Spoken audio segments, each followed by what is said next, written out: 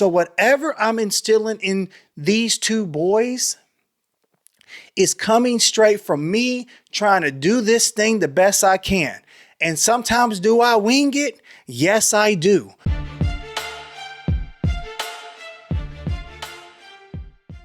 We back, way and word. Knowledge every session. We don't take losses. We only learn lessons. I ain't your pastor, but I might preach to you. I'm coming to you today just off the cuff. I woke up today. I was going to the gym, but I had something on my heart. Something that happened yesterday, and I wanted just to get this video to you all.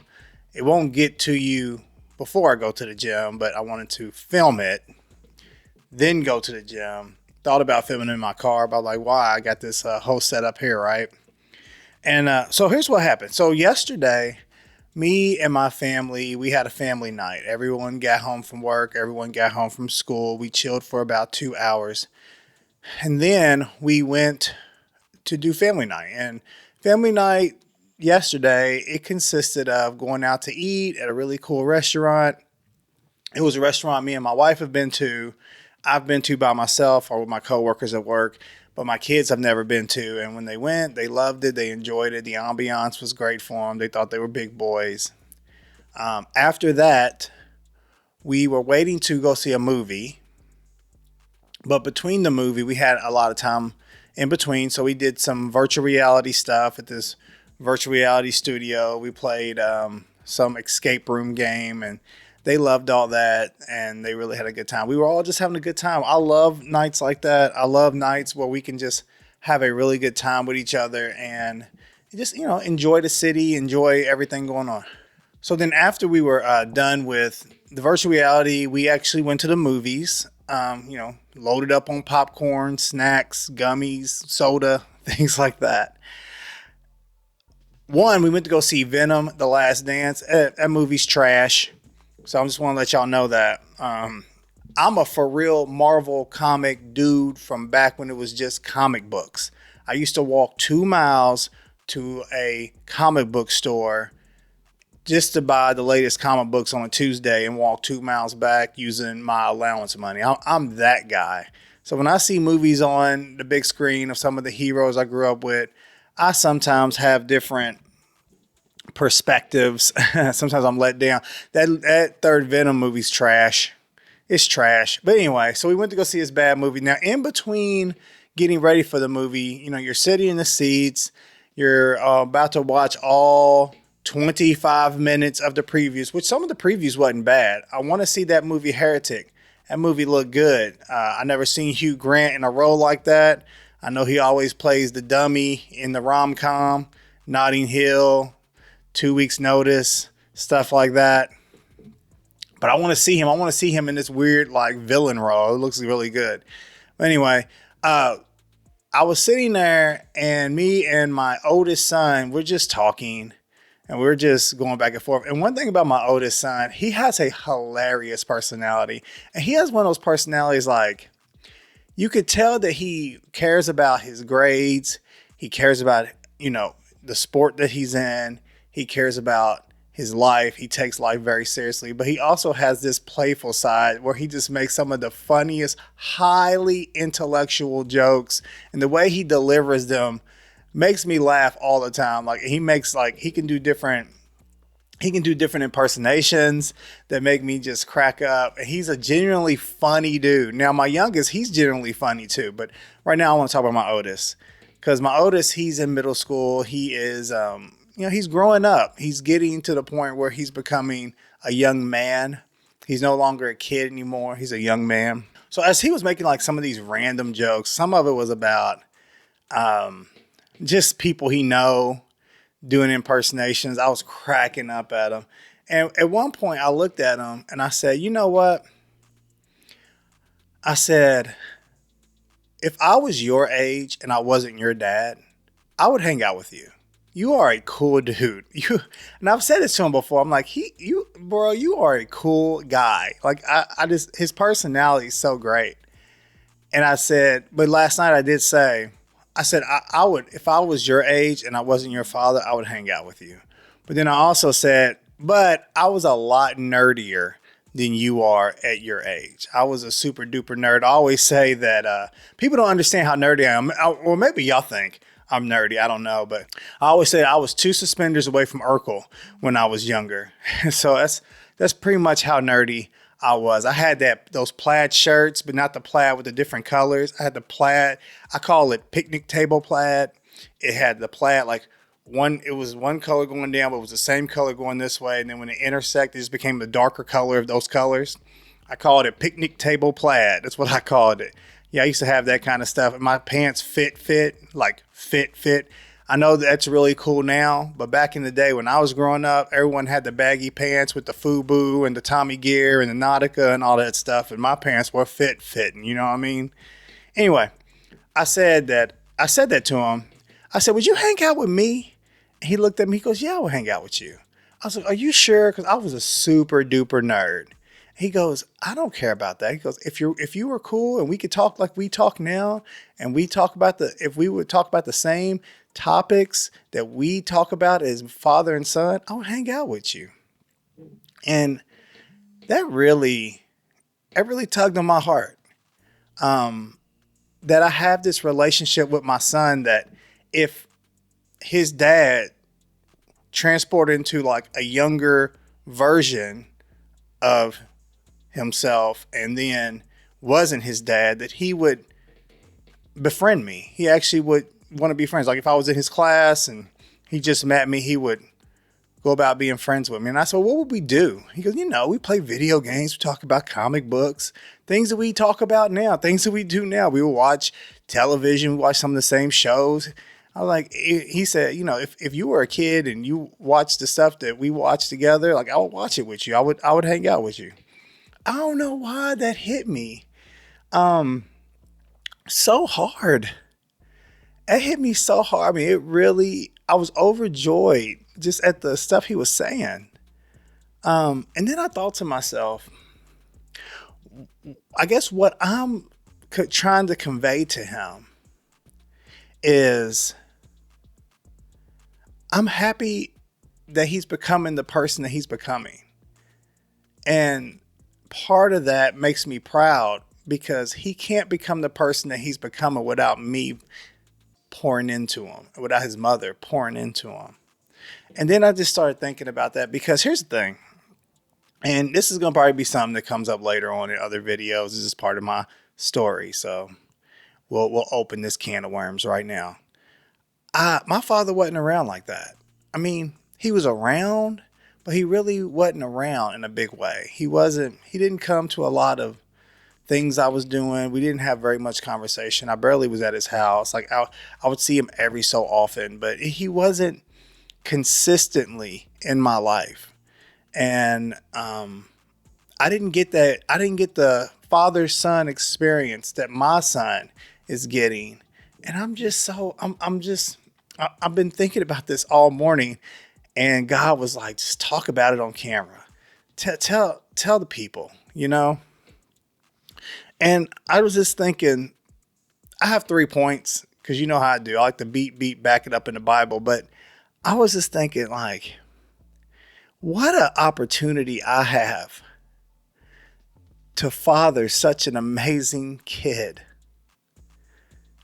And then my other son, what an opportunity I have to father such an amazing younger son. And I wish fathers would understand that they have the opportunity to grow and mature and love and pour into great vessels called kids. Because there's a lot of bum fathers out here. And I'm not going to be harping on that too much, although I might once I get any scriptures. But I'm just so overjoyed that I have a son who looks at me and loves me enough to say if I was a younger version of myself, even with all my nerdiness, that he would still hang out. I don't know. I don't know why that makes me so emotional. It just does. And it's, I'm just proud that I'm there for him. And I'm proud that I'm proud that I do life with him, So I want to talk about just, um, I want to take a scripture that I've been thinking about today when it comes to parenting, when it comes to fatherhood, motherhood. And it really came to my mind right before I watched that trash movie. When we were having this when I was having this conversation with my son. So sorry for getting really emotional here. I mean, it's just when it comes to my kids, I'm just a very emotional person. But here we're going to do. We're going to go and we're going to talk about Proverbs 23, 22 to 24. So we're going to, if you can, go to Proverbs 23, 22 to 24. What I want to really discuss here is I want to talk about a man who fathers a wise son that rejoices in him. So when you are fathering a person and as they grow up, that we have an opportunity to rejoice in the product that we're seeing just grow before our eyes. So Proverbs 23, 22 to 24. This book was written by Solomon. And what's really cool about Solomon is Solomon was the son of David. Now, David was the first real great king of Israel. And we know about David. If you know, David and Goliath and things like that, you know about David. And he had a son named Solomon. Now, Solomon, he took over the reins and he made the kingdom of Israel even bigger, better. He made it more expansive. He ushered in a real golden age as the king. He asked God for wisdom, and God gave him wisdom. And from there, he built a whole empire. Now, Solomon wasn't without fault. He did a lot of things that were detrimental to the kingdom in the future. But it's really cool that he's going to talk about wisdom and rejoicing in his offspring. But yet, I'm sure David rejoiced in his offspring. Solomon, this guy, this is my son. Look what he has done. I'm sure David rejoiced in his offspring being Solomon. And so Solomon is the author of Proverbs. It's a book of wisdom, and it has a lot of things to say, and it's really good. So let's go ahead and go to it. I'm going to be reading from the New Living Translation. I'm going to give you 3 points. I'm going to be up out of here. Got to go to the gym, you know. All right, so here's what it says. Verse 22. Listen to your father who gave you life. So he's talking to his son, or he's talking to a Padawan person, he's giving advice to. Let me go back to verse 22 real quick. Listen to your father who gave you life, and don't despise your mother when she is old. Get the truth and never sell it. Also, get wisdom, discipline, and good judgment.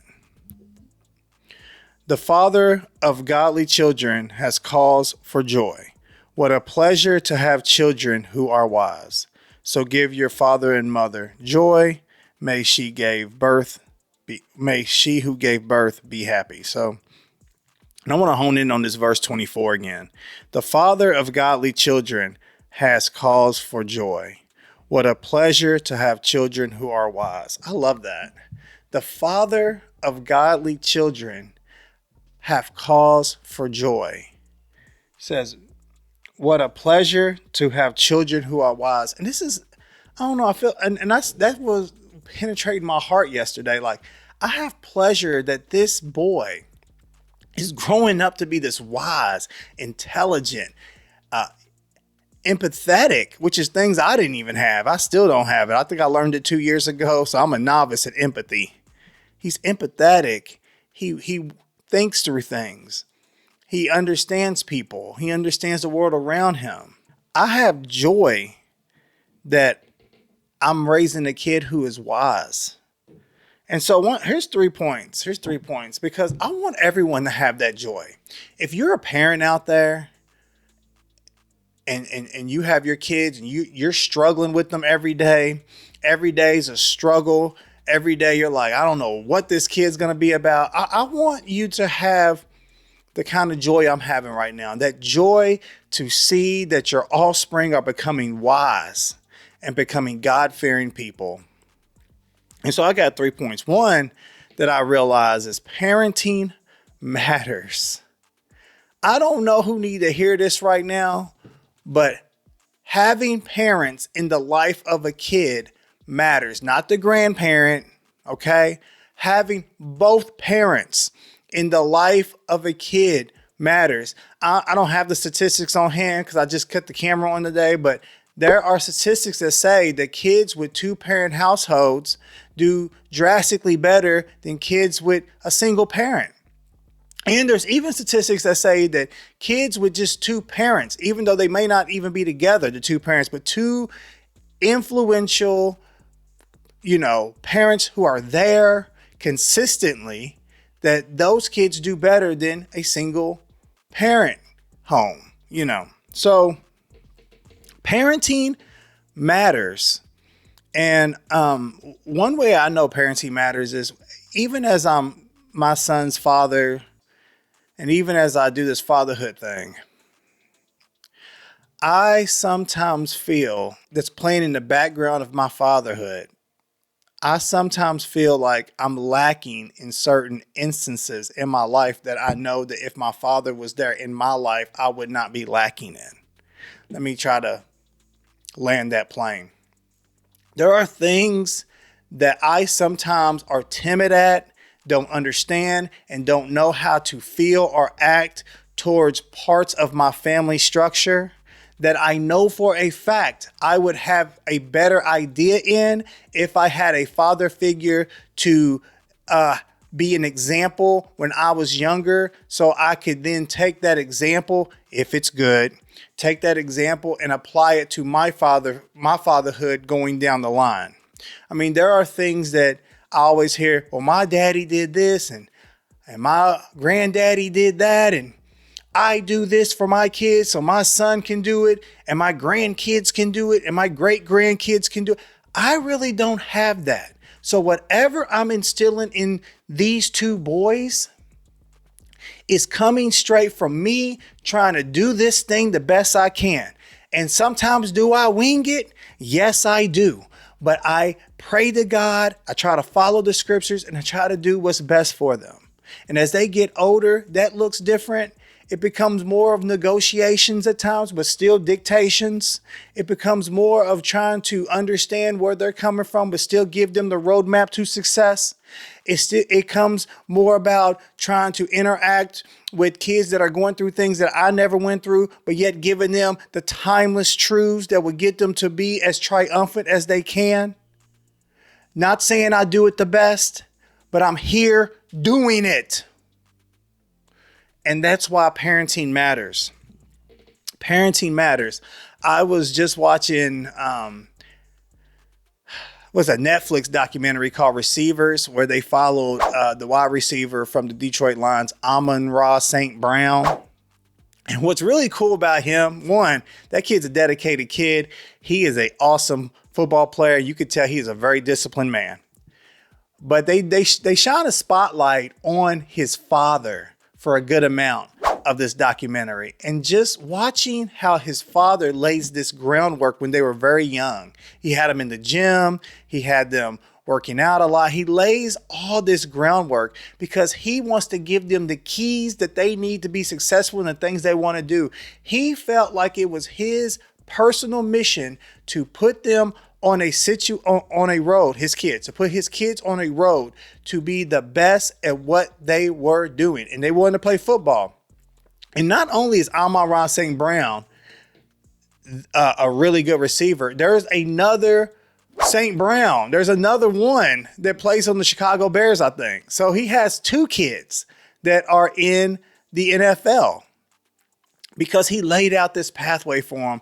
And there's this story about where I guess like his father was watching a wide receiver take balls off a jugular. A jugular is like this little thing that rolls around. You put a ball in and it shoots off, but you can do a whole bunch of balls. And then what you're doing is the wide receiver just practices catching, create that muscle memory. So the ball goes through this little chute, then the wide receiver catches. The wide receiver catches. The wide receiver catches. I might splice a video so you can see it. So then he found out that like the best receivers on the team on this when Amon-Ra St. Brown was young, the best receivers on the team, they were doing that jugular for 200 reps. And he looked at his son and said, all right, the best people on this team are doing the jugular. I don't even know if I'm saying that right. It's the juggler. I don't know what the thing is, whatever that machine is. A whole bunch of them are doing this machine, 200 reps. You're going to do it every day for 202 reps. I thought that was amazing. So he does it for 202 reps every day because his father goes, if we're going to be the best at this, you're going to outwork everybody.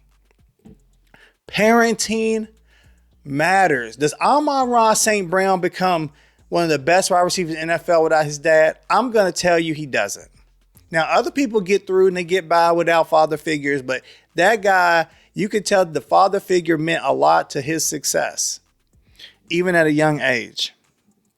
So parenting matters. I just think part of the idea of my son just becoming such a great person and my other son becoming such a great person is because I'm pouring into him. My wife is pouring into him, and we're just trying to show him where it is. But there are people out here that do not have a father figure, and it's so devastating that there's so many dudes out here with kids that are not in the lives of their kids. It's devastating because I know for a fact, because my dad was barely in my life, I know for a fact that it's necessary because I see the product right in my house of people who have their father in their life. And I see how much I struggled not having my father in that capacity. So parenting matters. And I was thinking to myself, it just reminded me of one other story. Then we're going to move on. Sorry. One other story. So both my sons play soccer. They play high-level travel soccer, all that stuff. We travel all around. We're a soccer family, okay? That's what we do. And I know it's like, oh, soccer ain't even that big. Wait, 2026, when the World Cup comes here, just wait. Just you wait. Just you wait. You're going to be like, Dad, Chris, how you get I'm trying to get my sons in soccer now. It's going to be 2027. Too late if he's 13, 14. My sons have been playing soccer since they were 3. They're great at it. I love watching them, all that. Okay. So for the very long time, my oldest son started being on this team where all the parents pretty much just kind of dropped off the kids at practice, went about their day, came back later and picked them up. Now, when I would drop him off, and this was about a year ago, maybe 2 years ago, I would not just drop them off and go somewhere. I would actually drop them off, and then I would park. Then I would go and walk around the practice and just watch, get my steps in while watching the practice, things like that. So when you sit there and you watch a practice, because most parents are just dropping the kids off doing something else, you can glean certain things that are happening with your son in practice, because sometimes practice dictates how they're going to play in the game. And I remember watching my son sometimes, and he would do certain things, and I would just put in the back of my mind, hey, I want to talk to him about that. And I don't remember what he did this day, but there was a day when after practice, we were driving home, and I said to him, hey, you kind of did this little thing here. I didn't really like how you did that. And he was a little frustrated about my critique. And he was like, Dad, everybody else just drops their kids off. Why you always got to be at the practice? And I don't know what got into me that day, but I said to him, look, you got to realize something. My father didn't come to nothing. He didn't come to barely a basketball game, a football game, a debate team meet, because I was on the debate team, a quick recall match. He didn't come to anything. My mama was there, but my dad didn't come to none of that stuff. So because my dad didn't show up to one thing that I did, barely anything, I'm there for you.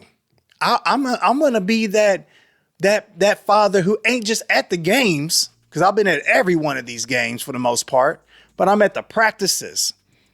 I want to be there when you're grinding. I want to be there when you're on top of the mountain.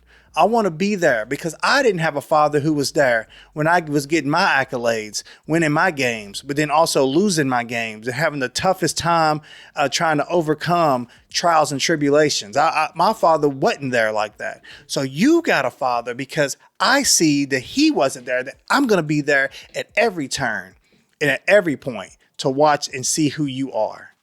So it was a very emotional ride home. There was about 2 minutes of silence. And he said in a very empathetic way, all right, you can come to all my practices. And then I said, thanks, son. Parenting matters. Oh my gosh. Number 2, cherish the time you have as a parent. And this kind of goes back to this whole thing about how we do travel soccer. You know, when you do a travel sport, it takes a lot of time. And it's a lot of time on the parents. You're driving different cities. You're staying at hotels. I mean, there's plenty of other things that a parent can be doing than staying in random cities and random hotels to watch 8-year-olds and 9-year-olds and 10-year-olds play soccer, you know. But here's what I do know about things like that and even family nights that we had yesterday. I won't always have them.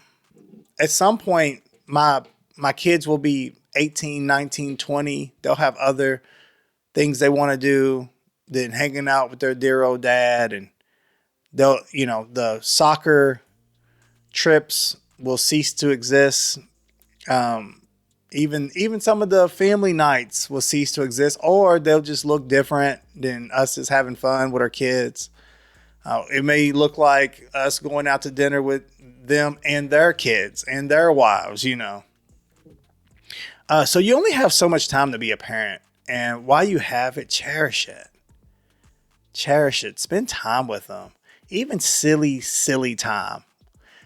I like to do this thing where they'll be playing video games in their room and they'll have like their tablet set up and they'll be talking to some of their friends and everybody's FaceTiming.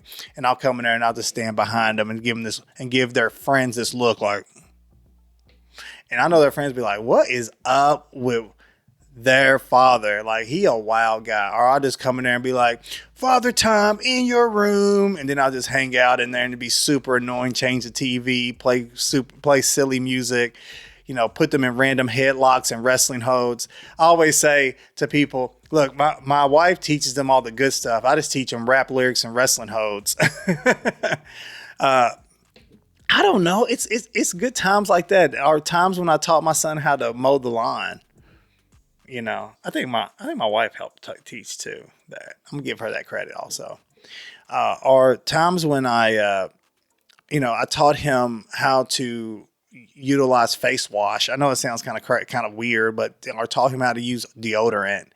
You know, or times when I have conversations about him when it comes to females and how he should be interacting with them. You know, things like that. Are times when we would go to church and worship the Lord and talk about the Bible, things like that. I mean, anything. Just cherish your time when you have the kids that you have. Cherish them. Cherish this time because they won't always be there. They'll be gone. And then the third thing, take pride when your kids show in their character the sacrifices you made. So when your kids show in their character the things that you know directly came from the sacrifices that you've made for them under the guise of parenting, show joy. Be joyous of that. Like when I was talking to him yesterday, I just know that there are sacrifices I made to make sure that this man becomes the man that he is becoming. And I have joy in that. I have joy that he is just becoming this very dedicated, very successful, very hardworking young man. And I know that's part of my parenting and the sacrifices I've made. Now, look, every time you do something with your kids or you do something for your kids, it's sometimes there's opportunity cost to it. What is an opportunity cost? The opportunity cost is the cost that you are incurring by doing something, knowing that you could be doing something else. Okay. There's many things I could be doing on a Saturday than taking my kids cross the state for a soccer game. I could be watching some football. I could be sitting in my man cave eating Doritos, just sitting there for hours. But I don't watch very much college football because I'm somewhere on a soccer pitch every single freaking weekend. Okay. But that's my opportunity cost so I can have these moments with my kids. You know, there's opportunity cost to hanging out with my friends. I have two really good friends who don't have kids, and they hang out with each other a lot more than we hang out as a trio, because they can just wake up and go, hey, you want to go to the mall? And then they just out of here because they don't have to, negotiate and figure out what the schedule looks like. I can't do that. You can't just call me the day of and say, hey, can you come do this? It's like turning the Titanic in my house. So many things have to be scheduled for us to go do things, okay? Because I have kids. Y'all know how it goes. But if I didn't have kids, or if I was a deadbeat dad or punk father who don't take care of his kids, then yeah, I can go hang out with my two friends at all hours of the night. But I don't choose to do that. I choose to realize I had these kids. They did not ask to come into this earth, come into this world. Me and my wife had them. And so me and my wife will take care of them, even when I feel like I want to do something else. So knowing that I've had these sacrifices, when I see my sons become the sons that they're becoming, I have joy that my sacrifices meant something. And that brings me to one other point. God, Father, Son, Holy Spirit. We honor them as that we honor our father and our mother. We honor God. And God made a sacrifice for us. God, who loves us so much, gave his only begotten Son, that whosoever believe in that Son, Jesus, will not perish but have everlasting life. That's what John 3:16 says. A sacrifice was made just so that we could become sons and daughters of Christ in God with union of Jesus Christ. Knowing that, I want to make him proud. I want to make God proud enough to know that sacrificing his son was worth it when it came to Chris. Do you have that in you? Have you thought about it like that? When you think about what Jesus did on that bloody cross, all the nails in his hands and his feet, crown of thorn, carrying that old rugged cross, splinters going into his already battered back. Do you ever think about the fact that that sacrifice was not in vain? And that because of the sacrifice that was made, that you should honor God? Something to think about as we move forward. I think that's all I got today. It was a Saturday morning. I've been in my feels. Thanks for rocking with me. If you made it this far, like, comment, and subscribe. Hit the bell as well. I'm trying to get to 500 subscribers. Check me out, right? With that said, whatever video pops up here, why don't you check that one out too? I love you all. Parenting matters. Cherish the time you have as a parent. Have joy when you see the fruits of your sacrifices in these little ones as they get older. Like I said, I love you all. Way and Word. Out.